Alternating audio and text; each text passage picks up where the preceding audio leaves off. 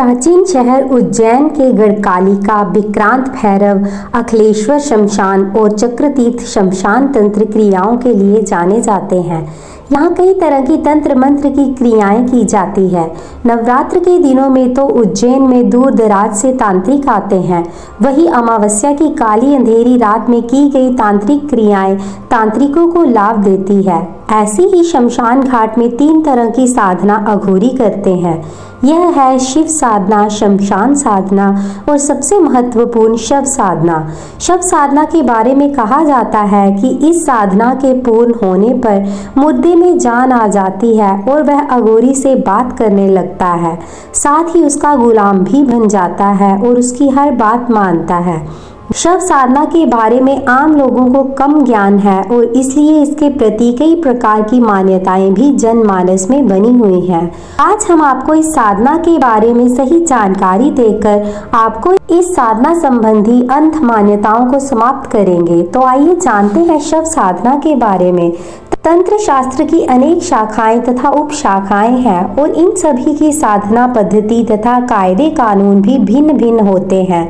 इनमें से ही एक शाखा का नाम है अघोर पंथ। इसमें अनेकों साधनाएं हैं और उनमें से एक साधना है शव साधना। ये साधना अघोरी संप्रदाय की सबसे कठिन साधना है। बताया जाता है कि ये साधना इतनी शक्तिशाली होती है कि इसे करने वाला धन से लेकर स्वर्ग में अपनी जगह भी निश्चित कर सकता है। कई बार तो अघोरियों की तंत्र मंत्र साधना से कई देवताओं के सिंहासन तक हिल जाते हैं। उज्जैन में सिंहस्थ के एक समय कई अघोरी तांत्रिक भी आए थे। उन्हें शमशान में साधना करते देखा भी गया। शव साधना में अघोरी शव के ऊपर बैठकर साधना करते हैं। ये साधना इतनी शक्तिशाली है कि यदि सफल हो जाए तो साधक देवताओं से भी ज्यादा अधिक शक्तिशाली हो जाता है। वह नाम लेकर व्यक्ति की मृत्यु तक कर सकता है। शव साधना को खुले में तो बिल्कुल नहीं किया जाता है। गुफाओं में बैठकर बाबा और अघोरी शव साधना करते हैं। इस साधना के लिए शव जरूरी होता है। शव के ऊपर बैठकर आधी रात के बाद ये साधना की जाती है। ऐसा बोला जाता है कि यदि कोई अज्ञानी व्यक्ति साधना को करता है तो शव उसकी जान तक ले सकता है। जानकारों के अनुसार शव साधना के लिए शव को नहलाकर शुद्ध कर लिया जाता है।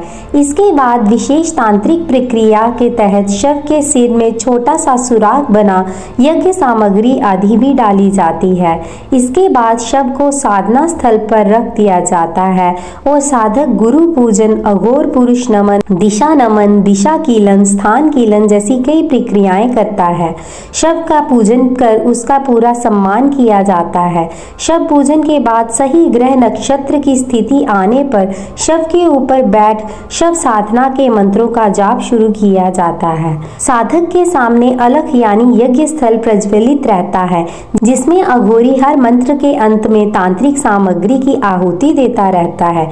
जैसे जैसे अघोर साधक के जप पूर्णता की ओर अग्रसर होते जाते हैं, वैसे वैसे साधक का जप स्वर भी प्रबल होता जाता है।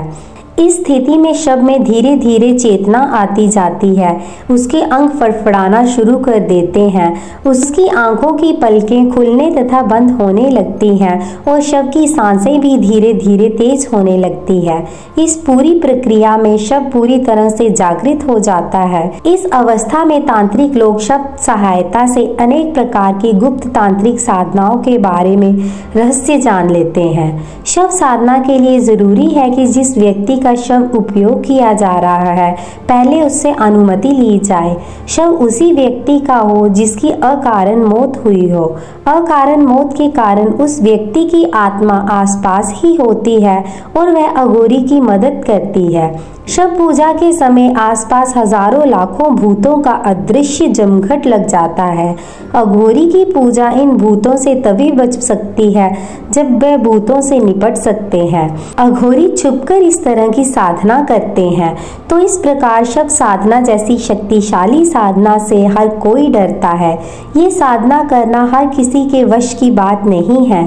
अघोर साधकों की माने तो शव साधना के कई तरह के तरीके हैं, पर शव साधना का विशेष लाभ यही होता है कि इस साधना के माध्यम से अघोरी लोग अन्य तांत्रिक गुप्त साधनाओं का ज्ञान शव द्वारा प्राप्त कर सकते हैं। असल में होता यह है कि जब शव पूरी तरह से जागृत हो जाता है तब वह साधना करने वाले अघोरी से उसी प्रकार बातचीत करता है जैसे दो सामान्य व्यक्ति करते हैं। इस अवस्था में शव इस जगत तथा उस दूसरे जगत के मध्य एक माध्यम बना होता है, इसलिए साधक उससे जिन साधनाओं के बारे में जानना चाहता है वह अघोर साधक को उन सभी साधनाओं के बारे में ज्ञान देता है और इस ज्ञान की मदद से साधक तंत्र के मार्ग पर आगे की ओर बढ़ता है। शव साधना के बहुत ही कम जानकार लोग रह गए हैं और जब कभी भी इनकी अध्यक्षता में यह साधना होती है तो वे बेहद निर्जन स्थान में गुप्त तरीके से होती है। अगर आपको ये जानकारी अच्छी लगी हो तो कमेंट में हर हर महादेव जरूर लिखें।